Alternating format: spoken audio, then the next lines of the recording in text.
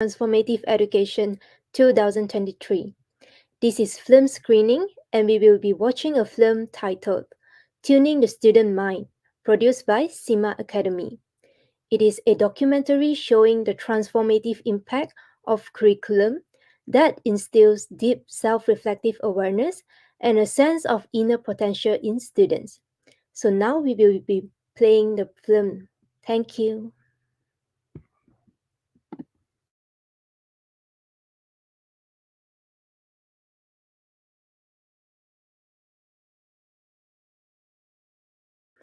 And this is film screening, and we will be watching a film titled Tuning the Student Mind, produced by SIMA Academy. It is a documentary showing the transformative impact of curriculum that instills deep self-reflective awareness and a sense of inner potential in students. So we will now be playing the film. Thank you.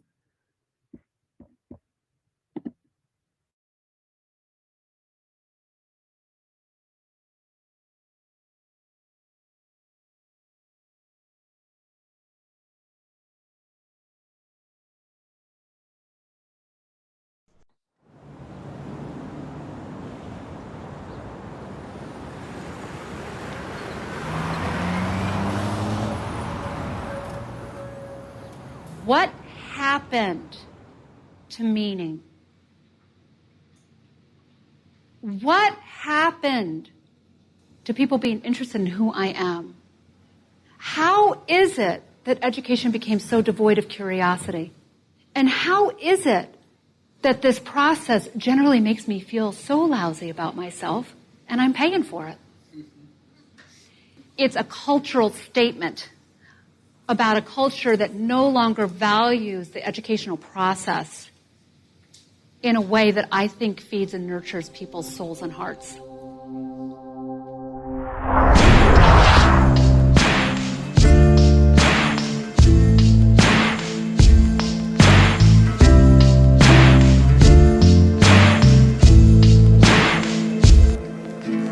I know places we can go, babe. Coming home, come unfold, babe.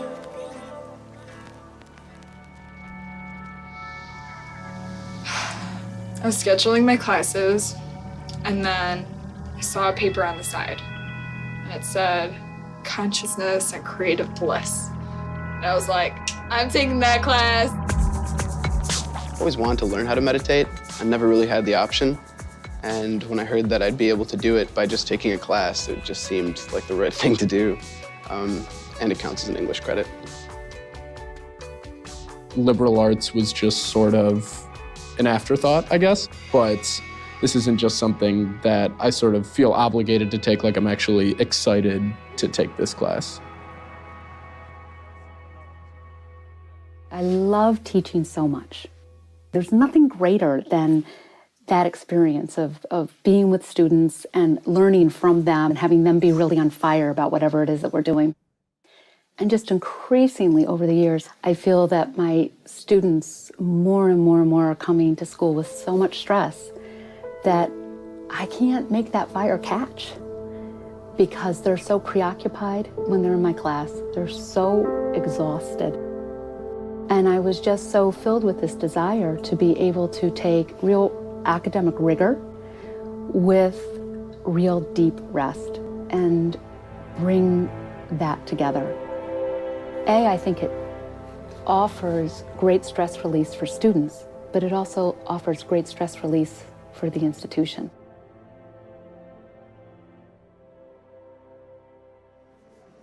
One of the first tenets to catalyzing creativity is putting people under stress. Very few people articulate it this way, but we synthetically put people under pressure.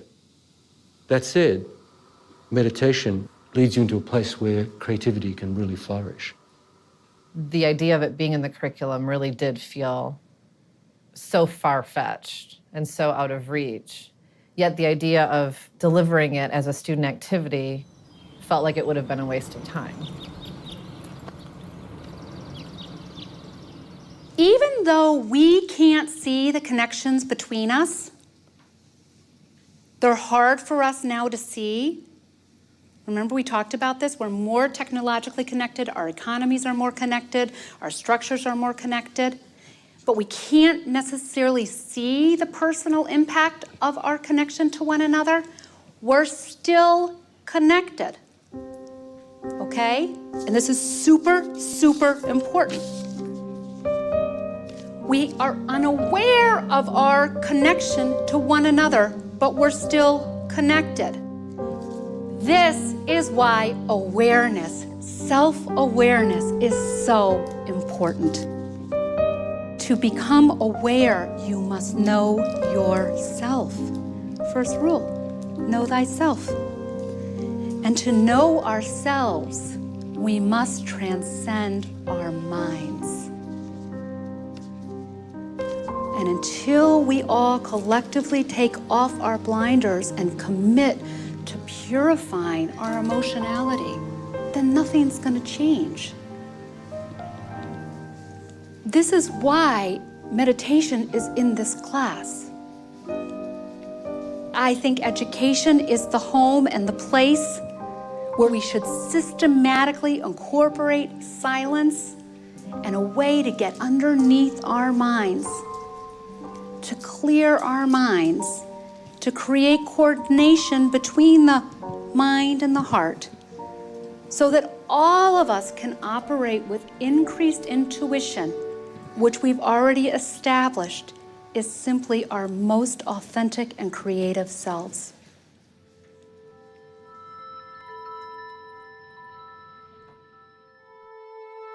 My name is Natasha Guimon, but my friends call me Tosh. When I first came to Detroit, it was right after high school. I dyed my hair pink. It was ridiculous. I was just rebelling because I could rebel. And it's like, I'm going to art school. I have to let everybody know how creative I am. I really overestimated how ready I was to be away from my family in the small town. It reminds me of when I was really little and my great-grandparents lived on this place called Wilton Hill. Every summer we'd go out there and I would just exit my grandparents' car and just start running. And I'd be like all the way down the hill, run into the water and jump in and be like, ah! Then I'd get a bloody nose because it was way too cold, wasn't ready yet. And that's kind of what coming to Detroit the first time was like. I wasn't ready yet, I jumped in way too soon and I got a huge bloody nose.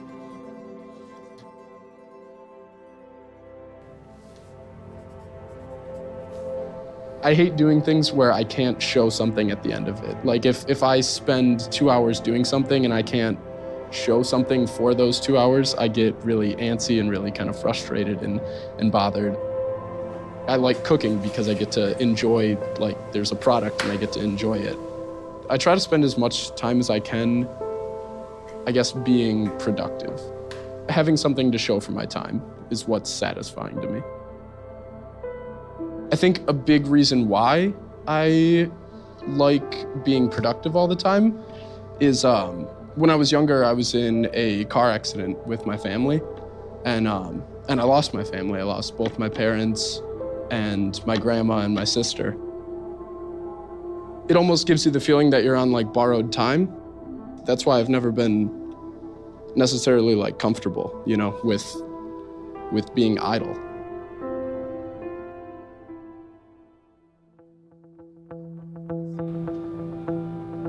My senior year of high school, I just kind of applied to CCS on a whim.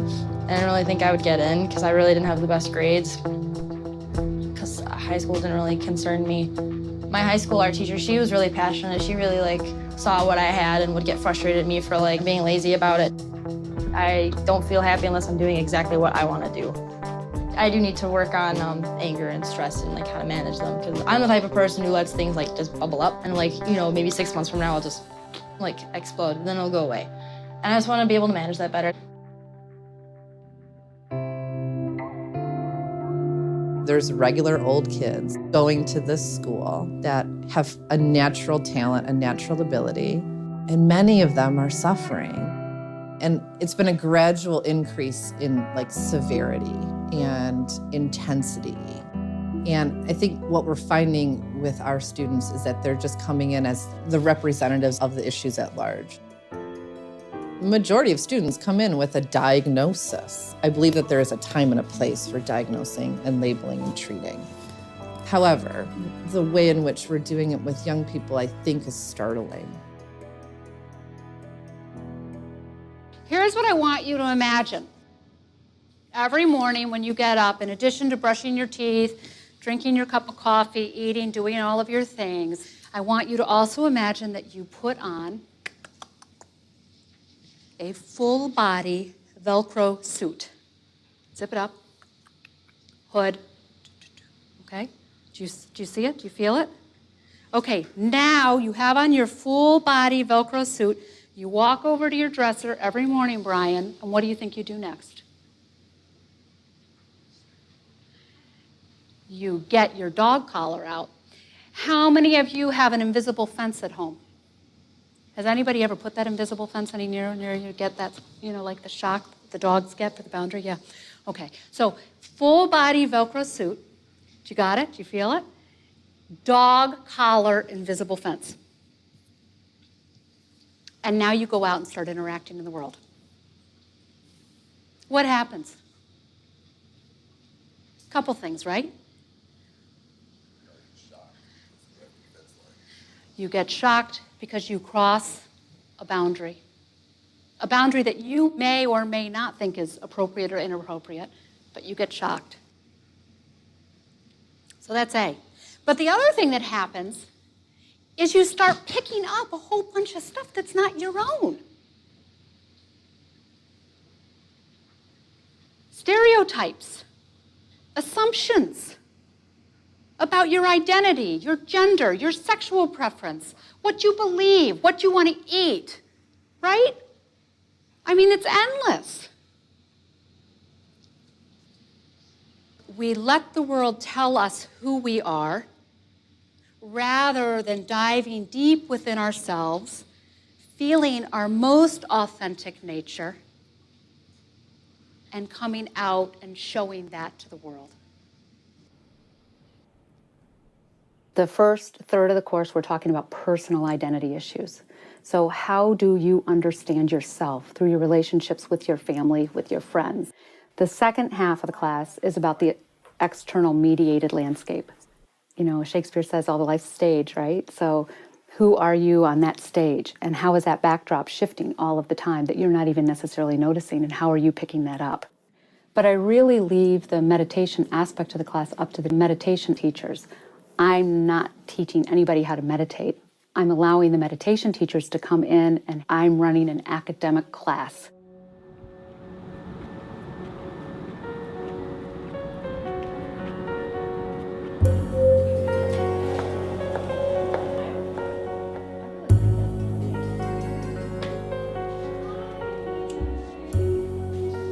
I think that this is a really awesome opportunity. Even though I don't know how it's gonna turn out, I guess it could be something that I don't even connect with and, doesn't really do much for me.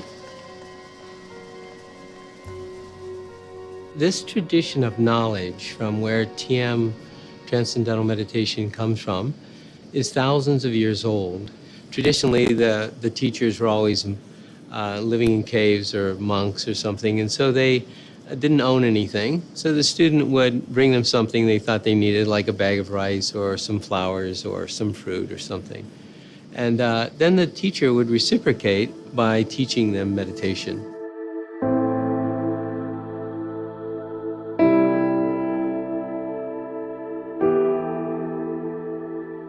She performed the ceremony and she gave me my meditation word, my mantra. Hour passed by and she came in and was like, oh, it's been this long and I think we're gonna wrap it up. And I was like, what, really? I had no idea. I felt like it had been 5 minutes. She described it as a cleanse for your nervous system, and that's exactly what it felt like. It's a very peaceful thing.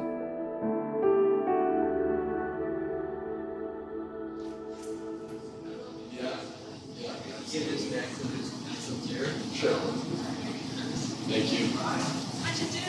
Did very well. You did? Yes. You enjoyed it? Yes, very much so. You look wide awake and happy to Yeah. be here. Yeah, that was great. It wasn't a physical process, but there were physical results that sort of were way more intense than what I was expecting. I thought that it would be mostly, I didn't realize how much the mind would affect the body, I guess, and sort of clearing your mind would change the way that you actually physically feel.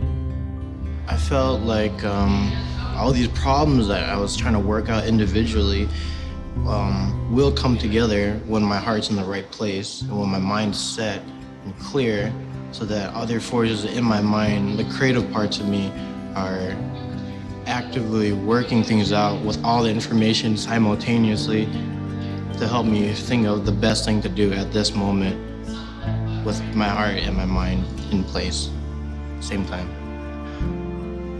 Yes. So I'm like, so now I'm gonna eat this bagel.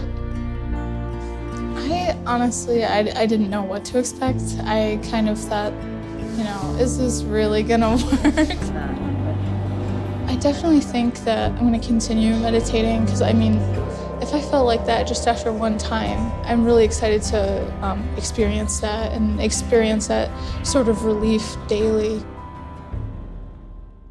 I love TM, but more power to you if you want to bring something else to students that will help them to grow, to learn, to experiment, to expand.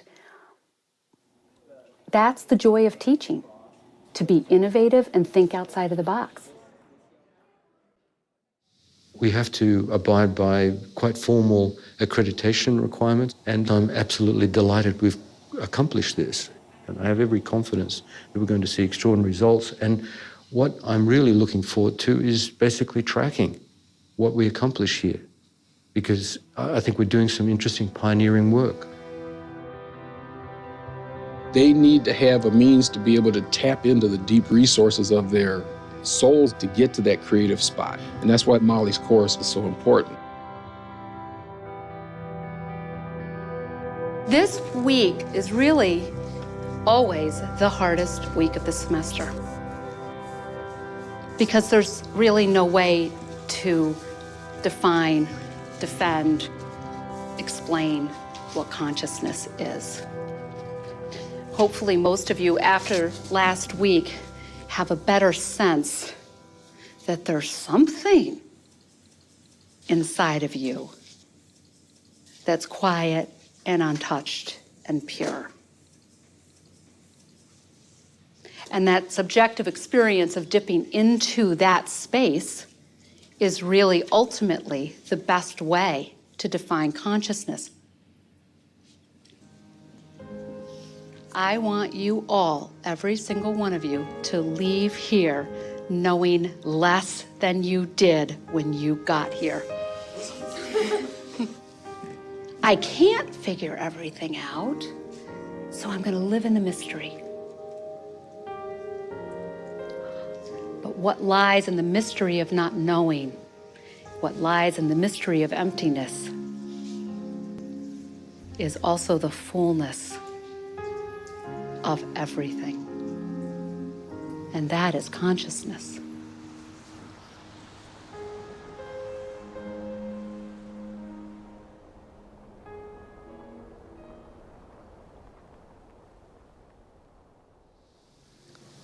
She's so good at momentarily composing this thing, and someone in class would be like, wait, can you repeat that? And she'd be like, are you kidding? You want me to repeat? I just spilled my guts out for you. like, I can't just pick my guts back up and spill them again. I'm a ceramics major. I'm just not a stressful guy. I really don't worry about things. I don't find myself doing the meditation 2 times a day, and that's just because I can't most of the time. But it doesn't mean that it's not like a really interesting and powerful tool. My girlfriend bought me this tool for Christmas. You can like carve stone with. I have this amazing tool and it's so beautiful, but for most of my work, I mean, most of the time I don't use it. But then when I find myself using it, it's totally perfect when I need it. So I think that's sort of like how I'm seeing meditation fitting into my life at the moment.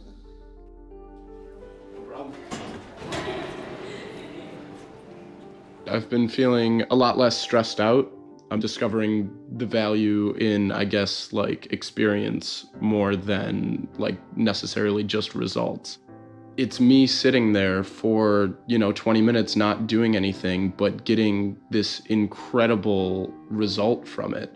So that makes me more open to other experiences where I might not necessarily get a physical result, but I know that there's some sort of worth in that experience.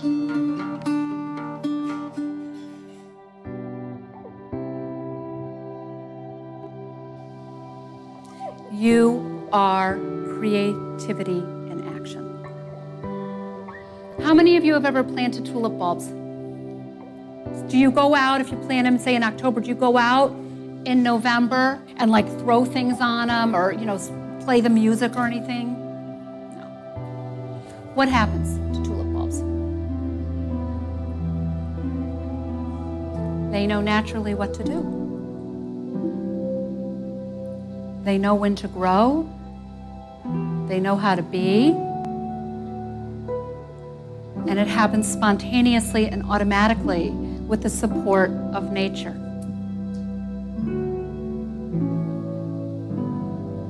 This is what I want to tell you about creativity. This is what I want to tell you about yourselves. You're perfect.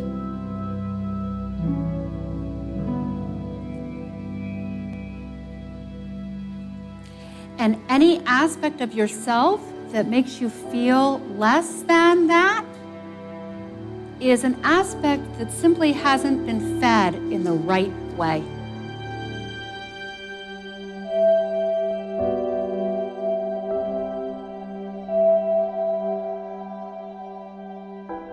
The content in that class allows students to deconstruct what has been fed to them.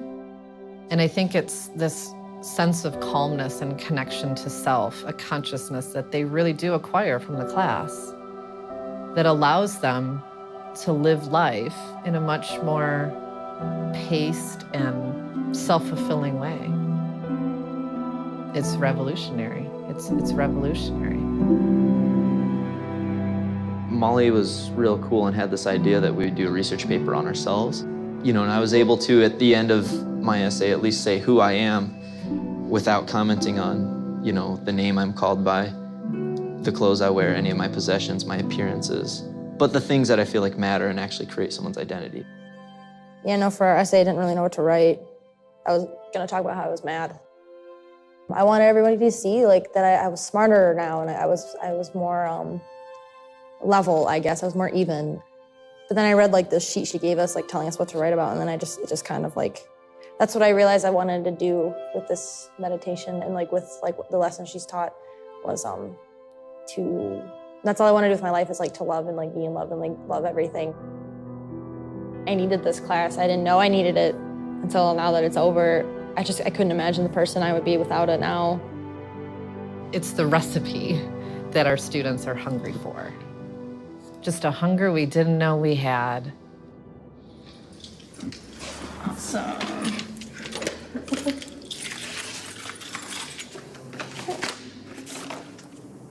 Congrats.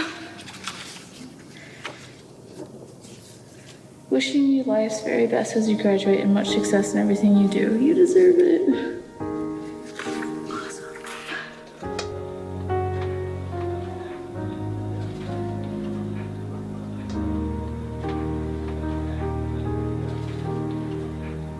At least once a semester. You get to that point where you're like, is it worth it? What am I even doing? And you just kind of gotta slap yourself and be like, you can't just give up now. And I had already started making, right decisions in my life, and then I decided to take that class, and it was just, I can't imagine my life not having taken that class and knowing Molly, because, I feel like I've got my head screwed on a little bit straighter now. I did it, and I'm here, and I'm done, and I can't believe it happened. Never, never, never give up, guys.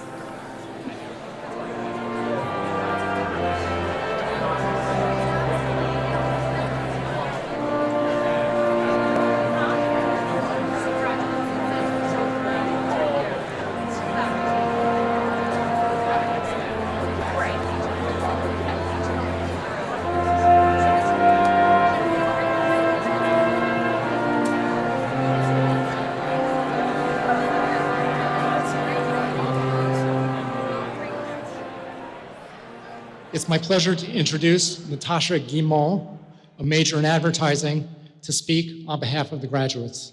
Ms. Guimont.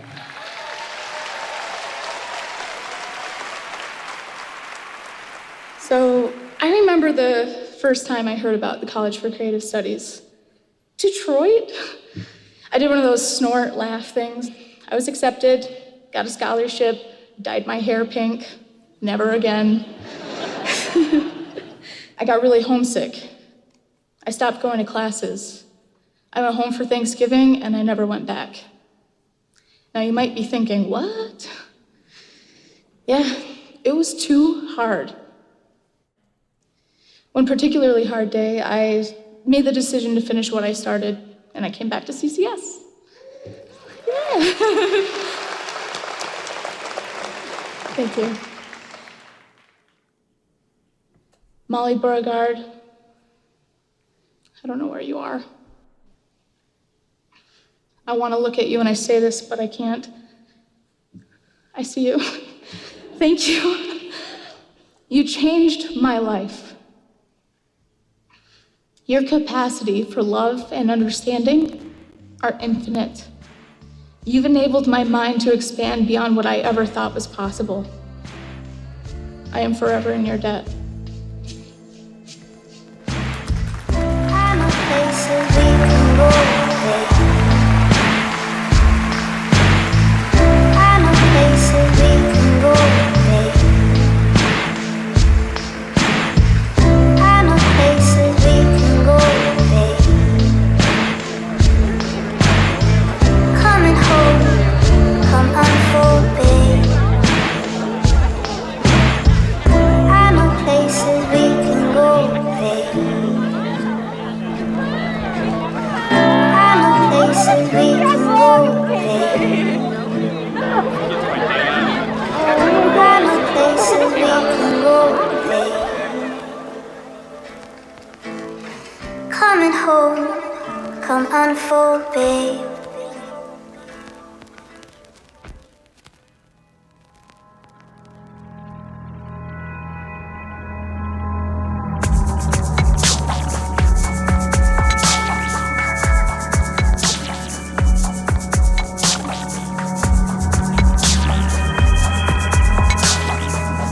From the